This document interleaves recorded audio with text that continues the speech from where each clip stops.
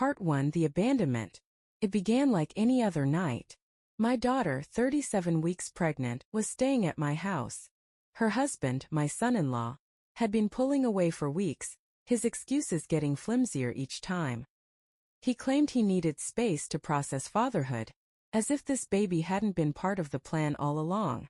My daughter, bless her heart, defended him every time. "He's just scared, Mom," she'd say. "It's a lot for him to take in." And every time I bit my tongue, even though I wanted to scream, "What about you?" That night around 8 p.m. the front door opened and in he walked. His hair was disheveled, his eyes bloodshot. I was in the kitchen washing dishes and nearly dropped a plate when I heard his voice, gruff and tense, coming from the living room. "We need to talk," he said. I stayed in the kitchen pretending to be occupied, but the tension was impossible to ignore. My daughter, always trying to keep the peace, asked him to sit, her voice calm. But things escalated quickly. "I feel trapped," he shouted. "Trapped?" she echoed, incredulous. "You're not the one carrying this baby. You're not the one losing sleep every night wondering if you'll be a good parent. How can you feel trapped when you've barely been around?" I could feel my blood pressure rising as their voices carried through the house. Then came the sound of footsteps, heavy and determined. He stormed out, slamming the door behind him with a force that rattled the walls. I rushed into the living room to find my daughter standing in the middle of the room, her arms wrapped protectively around her belly. Her eyes were glassy with tears, and she looked so small, so fragile. "Why, Mom?" she whispered, her voice breaking. "Why can't he just stay?" I pulled her into my arms, feeling her shake against me. "He's scared," I said, though the words felt hollow even as they left my mouth. "But that's not an excuse. You deserve better than this." Part 2: The Waiting Game. The day after he left was a heavy, suffocating blur. My daughter tried to keep herself busy, but I could see the cracks beneath her carefully composed facade. She spent most of the morning folding baby clothes, the little onesies and tiny socks she'd been so excited about just weeks ago. Now her movements were slow and robotic, her expression distant. Every so often she would glance at her phone, as if willing it to ring, but it stayed stubbornly silent. I watched her from the doorway of the nursery. She was kneeling on the soft rug, meticulously organizing a drawer of baby blankets. She'd been folding and refolding the same ones for nearly an hour. "Honey," I said softly, stepping into the room. "I'm fine," she interrupted, her voice a little too chipper. She didn't look up. "Just trying to make sure everything's perfect for the baby." I knelt beside her, placing a hand on her shoulder. "It doesn't have to be perfect," I said. "None of this does." She paused, her hands trembling as they smoothed a blanket with little yellow ducks on it. "It's the only thing I can control right now," she admitted, her voice breaking. My heart ached for her. "You don't have to do this alone," I said. "But what if I do?" she whispered, finally looking at me. Her eyes were glossy with unshed tears, her face a mixture of fear and exhaustion. "What if he doesn't come back, Mom? What if I have to do this by myself?" I pulled her into a hug, feeling the tension in her small frame. "If he doesn't, then we'll figure it out," I said firmly. "You're not alone. You've got me, and you've got that incredible strength of yours. You're stronger than you think, sweetheart." She nodded against my shoulder, but I could tell my words only soothed her on the surface. Beneath that, the doubt and fear still churned. The rest of the day passed in slow motion. I threw myself into cleaning, scrubbing the kitchen counters until they gleamed, reorganizing the pantry and even tackling the garage, a task I'd been putting off for years. Anything to keep my hands busy and my mind from spiraling into anger. Meanwhile, my daughter floated through the house like a ghost. She picked at the lunch I made her, then sat on the couch with her feet propped up on a pillow. The TV was on, but she wasn't watching it. Her eyes were locked on her phone, which sat silent on the coffee table. By evening, the weight of the day was unbearable. I brought her a mug of chamomile tea and sat beside her. "Do you want to talk about it?" I asked gently. She shook her head, staring at the flickering images on the screen. "What's there to say?" "He left," she said flatly. I wanted to shake her to snap her out of this state, but I knew better. Instead, I placed a hand on hers. "He left," I agreed. "But that says more about him than it does about you." Her lip quivered and for a moment I thought she might cry. But she swallowed hard and nodded. I just don't understand, she whispered. How can he say he loves me and then walk away like this? How can he leave when I need him the most? I didn't have an answer. What could I say? That he was scared? That he was weak? None of it would make her feel better. Instead, I said the only thing I knew to be true. You deserve someone who's there for you no matter what, I said. And if he can't be that person, then you're better off without him. She didn't respond, but I could see the wheels turning in her mind. That night, after she went to bed, I stayed up late in the living room, staring at the flickering glow of the TV. My mind raced with questions and scenarios. Should I call him? Should I go to their house and demand answers? Should I make him come back and face the mess he'd left behind? But deep down, I knew it wasn't my battle to fight. My daughter had to decide what she wanted and he had to step up or not. Still, it didn't stop the anger from boiling in my chest every time I thought about the pain he was putting her through. By the time I finally went to bed, the house was eerily quiet. Even the usual creaks and groans seemed muted, as if the very walls were holding their breath. I lay awake for hours listening to the stillness, my thoughts bouncing between anger, worry, and the nagging hope that he'd come to his senses before it was too late. But as the hours dragged on and the first light of dawn crept through the curtains, I began to wonder if this was just the beginning of something we weren't ready for. And in the pit of my stomach I felt it, the faint, gnawing fear that this wasn't going to end the way any of us wanted. Part 3: The Prodigal Husband. 2 days passed like an eternity. My daughter moved through the house like a ghost, her energy drained by the weight. She barely spoke, her eyes glued to her phone, jumping at every notification only to find it wasn't him. I stayed busy scrubbing counters and reorganizing cupboards, anything to keep my frustration from boiling over. On the third evening, headlights swept across the driveway. My daughter froze mid-sentence, her eyes darting toward the window. "It's him," she whispered. A moment later he stepped inside, holding a limp bouquet of supermarket flowers. He looked awkward and uncertain, shifting on his feet. "Hey," he said, scratching his neck. Her face softened for just a second before the hurt resurfaced. "Where were you?" she asked, her voice tight. "I needed time to think," he mumbled. Her brow furrowed. "To think about what, Jason? I'm the one who's 37 weeks pregnant, scared out of my mind, and you're the one who leaves." I stepped in before things escalated. "Jason," I said, gesturing toward the kitchen, "we need to talk." Once we were alone, I didn't hold back. "Do you even realize what you've done?" I demanded. "You abandoned her. You left her wondering if you were ever coming back. Is that what you think a father does?"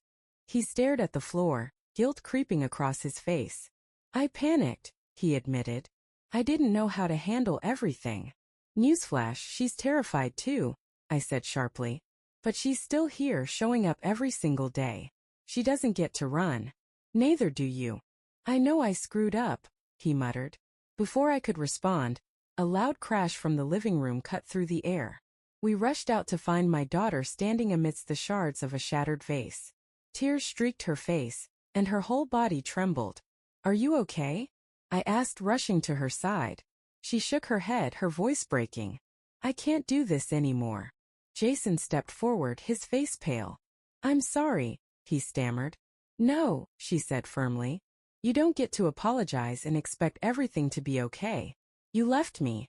You left us. And I can't keep waiting for you to decide if you're ready to be a father." Her words hit like a sledgehammer, and for once Jason had no response. He sank onto the couch, burying his face in his hands. "Then figure it out," she said. "But I'm not waiting anymore." The strength in her voice left me awestruck. She wasn't pleading, she was done. And as Jason sat there stunned, I realized she'd finally taken control of her future. And no matter what he decided, she was ready to move forward, with or without him. Part 4: The Showdown. As soon as we stepped into the kitchen, I turned to Jason, my patience long gone. "What the hell were you thinking?" I demanded. He shuffled uncomfortably, avoiding my gaze. "I know I messed up," he said weakly. "Messed up? You abandoned her," I shot back. "You left her crying, wondering if you'd even come back. She's 37 weeks pregnant, Jason. Do you have any idea how selfish that is?" I was overwhelmed, he mumbled. I didn't know what to do. I let out a bitter laugh. Overwhelmed? She's the one carrying a baby, Jason. She's exhausted, scared, and doing everything she can to hold it together. But you don't see her running away, do you? He opened his mouth to argue, but I cut him off. You want to be a good father? Start by showing up. It's not about you anymore. It's about her and your child. He slumped against the counter, guilt finally starting to show. I thought some space would help me figure out how to be what she needs, he admitted. And did it? I asked sharply. His silence was answer enough. Before I could press further, a loud crash from the living room shattered the moment. We found my daughter standing in the middle of the room, tears streaming down her face, a shattered vase at her feet. I can't do this anymore, she said, her voice trembling. Jason stepped forward cautiously. I'm sorry, he said, his voice raw. No, she said firmly. You don't get to say sorry and expect everything to be okay. You left me. You left us. If you want to be part of this family, prove it. And if you can't, then don't come back. Jason sank onto the couch, his head in his hands. I don't know how to fix this, he murmured. Figure it out, she replied simply. The strength in her voice left me in awe. She wasn't begging, she was done waiting. Whatever Jason decided next was on him. My daughter had already taken control of her future, and I couldn't have been prouder. Part 5, Breaking Point. The sound of the crash was deafening, cutting through the tension like a lightning strike. Jason and I bolted from the kitchen, fear and adrenaline propelling us into the living room. My daughter stood frozen in the middle of the room, her hands trembling. At her feet lay the shattered remains of a vase, the shards glittering like jagged stars in the dim light. For a moment I thought she might have fallen or gone into labor, but the look on her face told me otherwise. Her chest rose and fell in rapid, uneven breaths, her eyes glassy with unshed tears. She looked like someone standing on the edge of a cliff, caught between holding it all together and letting it all fall apart. Are you okay? I asked gently, stepping toward her. She shook her head, her lip trembling. I can't do this anymore, she whispered, her voice so small it almost broke me. Jason froze, his eyes wide. What do you mean? He asked cautiously, his voice cracking. She turned to him, her tears finally spilling over. I can't keep pretending that this is okay, she said, her voice rising with each word. I can't keep waiting for you to decide whether or not you want to be here. Her words hit like a thunderclap. Jason opened his mouth to speak, but she held up a hand to stop him. No, she said firmly, her voice shaking but resolute. You don't get to walk out on me and then come back like nothing happened. You don't get to leave me here, pregnant and terrified, and expect me to just forgive you because you brought some stupid flowers. Jason took a hesitant step forward, his hands outstretched as if to calm her. I know I messed up, he said, his voice pleading. I'm sorry. I didn't know how to handle it. Handle what? She snapped, her voice breaking. The fact that you're going to be a father? That your life is going to change? Newsflash, Jason, mine already has. I've been carrying this baby for 9 months. I've been dealing with the back pain, the sleepless nights, the constant worry. And you? You ran away. Her words hung in the air, sharp and unrelenting. Jason looked like he'd been punched in the gut. For the first time since this ordeal began, he seemed truly at a loss. I'm scared, he admitted quietly, his voice barely audible. And you think I'm not, she fired back. You think I don't lie awake every night wondering if I'm going to be a good mom? Wondering if I'll even survive childbirth? But I don't get to run away. I have to show up every single day because that's what being a parent means. That's what being an adult means. Jason sank onto the couch, his head in his hands. I don't know how to fix this, he said, his voice muffled. My daughter took a deep breath, her tears slowing but her resolve solidifying. Figure it out, she said simply. Because I'm done carrying this alone. If you want to be part of this family, you need to prove it. And if you can't, then don't come back. The room fell silent.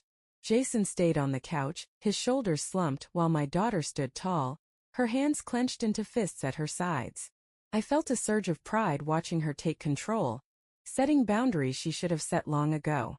Finally, Jason looked up, his face pale and his eyes rimmed with red. I don't want to lose you, he said. I want to do better. I just don't know how. That's up to you, she replied, her voice steady. But I'm not waiting around for you to figure it out. She turned and walked past me, heading upstairs to the guest room. The sound of her footsteps echoed in the silence, each one firm and deliberate. Jason stayed seated, staring at the floor. For the first time, he looked like he understood the gravity of what he'd done, or at least he was starting to. Whether he would rise to the occasion or fall short again, I didn't know. As I cleaned up the shattered vase, I felt a strange mix of emotions. Anger at Jason for putting her through this, pride in my daughter for standing her ground, and an aching sadness for the fragile state of their relationship. Later that night, as the house grew quiet again, I sat on the edge of my bed, replaying the scene over and over in my mind. I couldn't shake the image of my daughter standing amidst the broken glass, her voice strong despite her tears. She wasn't the same woman she'd been before Jason left. She was stronger now, and she knew her worth.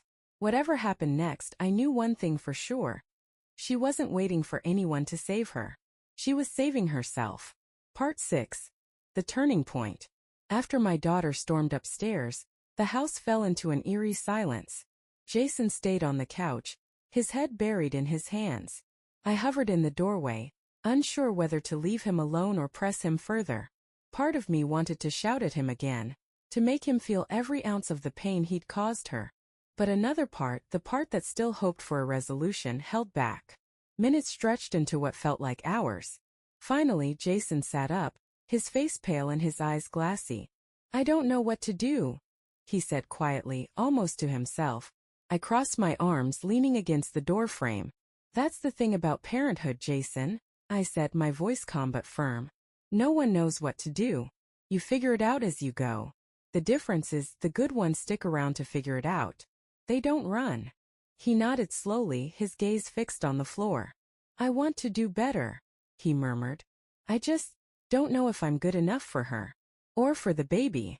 I sighed, softening just a little. It's not about being perfect. It's about showing up every day, even when it's hard. Especially when it's hard. If you want to be a part of their lives, you have to prove it, Jason. Not with words, but with actions. Jason looked up at me then, his expression a mix of determination and fear. I love her, he said, his voice breaking. Love isn't enough, I replied bluntly. Not if it's just a word. You've got a lot of work to do if you want to earn back her trust. He nodded again, this time with more conviction. I'll try, he said. I didn't offer him encouragement or praise. He didn't deserve it yet. Instead, I gave him a long, hard look before heading upstairs to check on my daughter. She was sitting on the edge of the guest bed, cradling her belly and staring out the window. The soft glow of the bedside lamp cast shadows on her face, highlighting the tear tracks on her cheeks. Hey, I said softly, sitting down beside her. She turned to me, her eyes red and puffy. Do you think I did the right thing? She asked, her voice barely above a whisper. I reached over and took her hand, squeezing it gently. I think you stood up for yourself and for your baby. That's all that matters. She let out a shaky breath, her fingers tightening around mine. I just don't know if I can do this without him, she admitted. You won't have to, I said firmly. No matter what happens with Jason, you've got me. You've got your friends. You've got a whole village of people who love you and are ready to help you. She nodded, but I could see the doubt lingering in her eyes. I just wish he'd been better, she said softly. For both of us. I pulled her into a hug, feeling her body relax slightly against mine. He still has a chance to be better, I said. But that's on him. You've already done your part. Downstairs, Jason hadn't moved from the couch. The bouquet of flowers lay forgotten on the coffee table, their petals drooping under the dim light. He looked up when I came back, his expression weary. I'll sleep on the couch, he said. I raised an eyebrow. You're not staying here tonight, I said bluntly. His face fell. But I need to talk to her, he protested. She said what she needs to say, I replied. Give her space, Jason. You need to figure out what you're going to do, and she needs time to decide if she can trust you again. Right now, the best thing you can do is leave. He hesitated, then stood up, his shoulders slumping. Will you tell her I'm sorry? He asked. She already knows, I said. But sorry isn't enough anymore. You need to show her you're ready to step up. Until then, don't come back. He nodded slowly, then grabbed his keys and headed for the door. I watched as he drove away, the red taillights disappearing into the night. The days that followed were tense but quiet.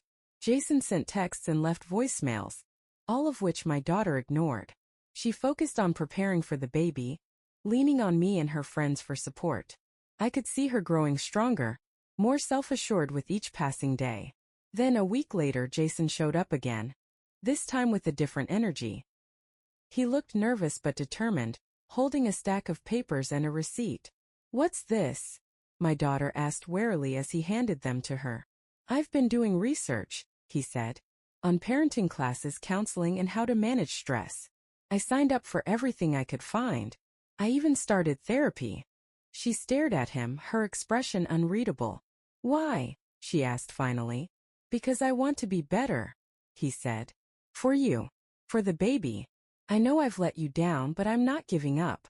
Not on you and not on us." For the first time in weeks, I saw a flicker of hope in her eyes. She didn't forgive him right away, she wasn't ready for that, but she agreed to let him try. And as I watched them talk, cautiously rebuilding the bridge he'd nearly burned, I felt a tentative sense of hope.